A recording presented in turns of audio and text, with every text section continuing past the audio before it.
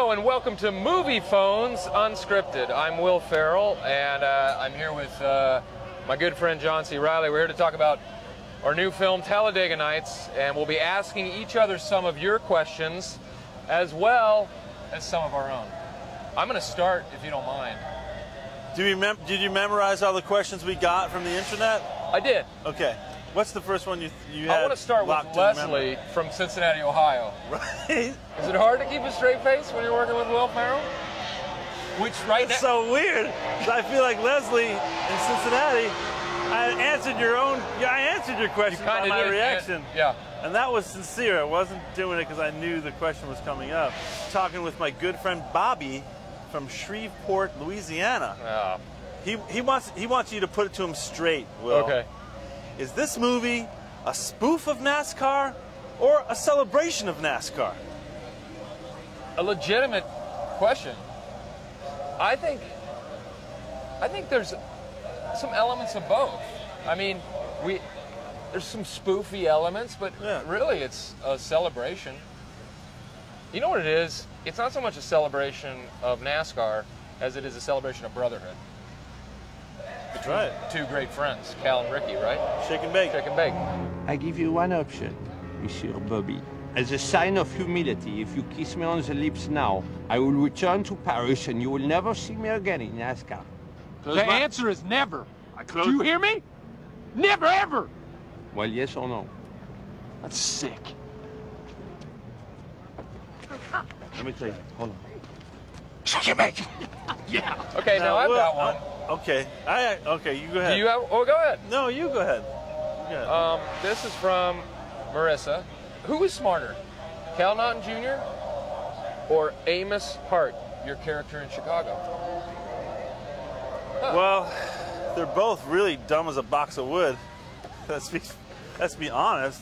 I have a lot of affection for both of those characters, but they're idiotic. So it's like comparing two rocks. Which one's more rock-like? If Amos and Ricky or Cal were like trapped in the bottom of a well, who would figure out how to get out of there sooner? I think Cal would eat Amos. He would dismember him and eat him before. So he would attack him. Yeah.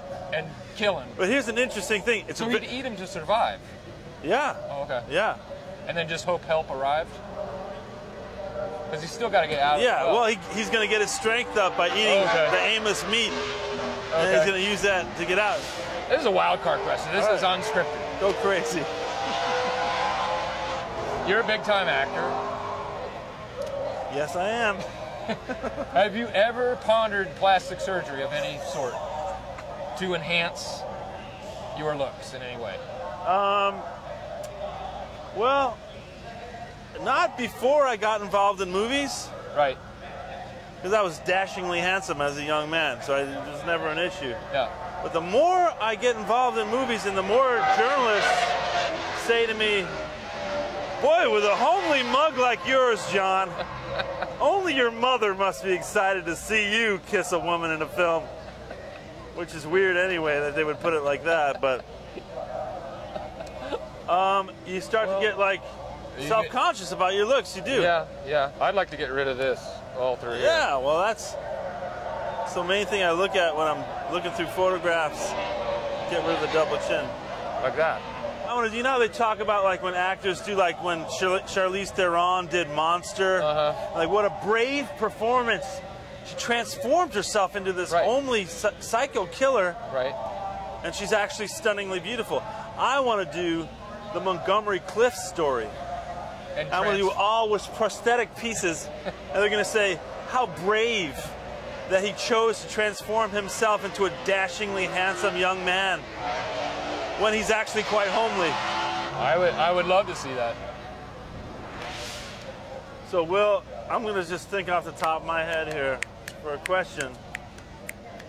Anything. I'm an open sound book. A little bit philosophical, but I want to give you a little room to move within the question. Okay. If you had a choice of being on the inside and looking out, or being on the outside and looking in, what would you choose? Whoa. You just blew my mind right now. It's a little bit of an opaque kind of philosophical question. Well, I like observing, that's for sure. I like being on the outside, looking in, but sometimes it's lonely being on the outside looking in. Yeah. And sometimes you want to be on the inside.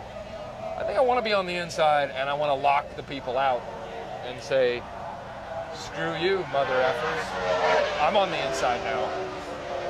You laughed at me and ridiculed me. Now I'm on the inside. Let it out.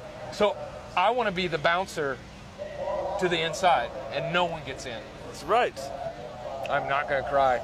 I promised myself I was not going to cry today. But you did it. You old son of a bitch.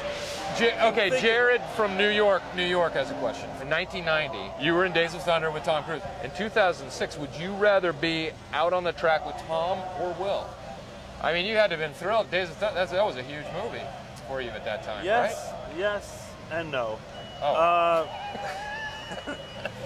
I was thrilled to be working with Tom Cruise and Barbara Duvall. Even though you didn't get to work that much with Tom. No, he was out in the car, and I'm like, boy, that guy's fast. That's a lot of what I did. Those kind of moves. There they go. Oh.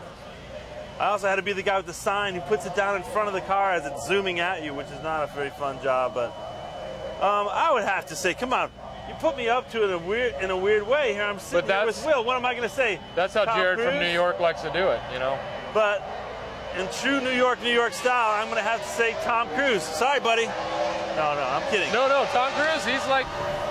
I'm on fire! I'm on fire! You're not on fire, Ricky Bobby! Help me, Jesus! Help me, Jewish God! Help me, Tom Cruise! Tom Cruise, use your witchcraft to get the fire on me! I'd rather be with out Tom on Cruise. The track. Yeah. In terms of if we were in competing race cars, I would say, again, Tom Cruise, because he's a safer driver. He actually does race cars in his spare time. But in terms of a friendship bond, Tom Cruise. You can't touch this, Tom. You can't touch it. Sorry, man. You cannot touch this. My main man, Alejandro Sure. from Teaneck, New Jersey. You hang with him a lot, I know. He floated this idea to me. He said, please ask Will this question. Yeah. What do you do if you're on lap 159 right. with 41 to go? Okay. And you need to make pee-pee or poo-poo? That's not exactly how he put it, but that's how I'm putting it to you. Well, you're not going to stop the car. I mean, I don't want to get graphic because that's not my style, but you got to drive.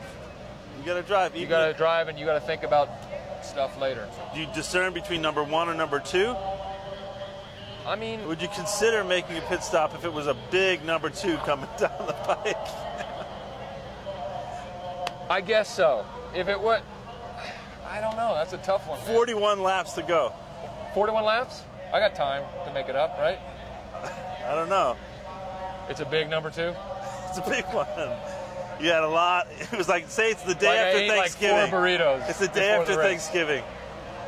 You went for seconds. Yeah, I guess I'd pull it over. All right. I hope that answered your question, Alejandro. I know this is an unending thing with him. But every movie I do, he's like, you know, in Chicago, if you were doing Mr. Cellophane and you had to go number one, I'm like, what does that have to do with it? I know, he's obsessed. A little too obsessed. Just let it go, Alejandro. People find a way. He's inquisitive, though, that Alejandro. One of my best friends, Jack, from Highland Park, Illinois. Your hair. Yes. It's always very character specific. What's your relationship like with your hairstylist? The single most important relationship in my team is hairstylist. His name's Don Fredrickson. He's fantastic. And here's the amazing thing. Don is legally blind. But somehow I just tell him what I'm looking for, and he just creates it. It's about the feel, isn't it? I'm not gonna lie to you. He's blind. It's very time consuming. Half the time he's way off base, and I'm like, you gotta explain a lot. This is wrong. And we get in fights. He's like, I can't see. But then we get it right. But his attention to detail is fantastic. That relationship more important than your head of security. More important. Even that person could save your life, but if I was on a desert island, I had to take one member from my team, it'd be Don, my hairstylist. So thank you very much. We hope you enjoyed it as much as we did. We had a great time. I'm Will Ferrell. And I'm John C. Reilly. John C. Reilly. We hope you all go see Talladega Nights, and thank you for your questions. And good luck on any of your hopes and dreams in life. Remember, a winner's just a loser who tries a little bit harder. And if you have questions about stuff, I would say first ask the people right around you, because you might get a faster answer that way than writing into Moviefone, hoping it makes the cut, hoping it gets to the video crew. Then we give you a straight answer. You're better off just hitting up mom or dad or someone right near you. But that's just, you know.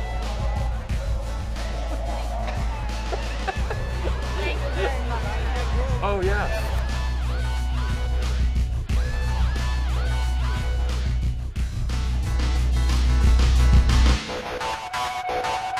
Finish this line. Okay.